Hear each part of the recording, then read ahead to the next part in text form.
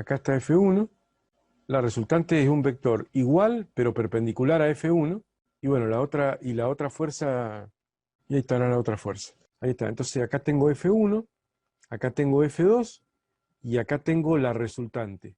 Bueno, la resultante es de 10 newton, igual que F1. Te lo voy a sacar de una manera alternativa, mira, para saber cuánto vale F2 con respecto a F1. Así que ya puse F1 como referencia en el eje X positivo, la dirección del eje X positivo. Tendría que poner así, mira, F2, que es la incógnita, X según Y más Y según J. Lo voy a tratar como vectores bidimensionales. F1 es igual a ¿qué? A 10 newton Y más 0 newton más 0 J, porque tiene solamente la dirección del eje X y no la dirección del eje Y. No conozco las dos componentes de F2. Y la suma de eso me tiene que dar la resultante. Y la resultante es igual a ¿qué? 0 Y más 10 newton J.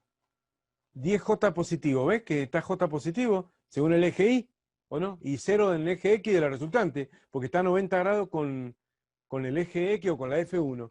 Entonces ahora se observa de que cuando vos sumás dos vectores, se suma la X con la X, se suma la Y con la Y. Por lo tanto, esto va a significar que 10 newton más X newton, tiene que ser igual a 0.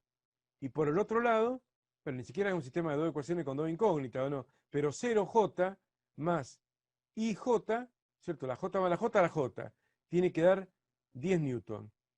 Y bueno, de acá se deduce que X es igual a menos 10 newton, mando el 10 newton restando al segundo miembro, y que Y, que son las componentes de F2, es igual a más 10 newton.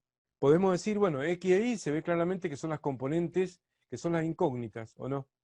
Ahí están las dos incógnitas, X e Y, las dos componentes de F2.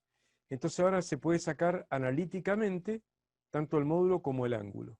El módulo de F2, bueno, igual a la raíz cuadrada, bueno, de menos 10 al cuadrado, más 10 al cuadrado. Bueno, obviamente va a quedar raíz cuadrada de 100 más 100, 200.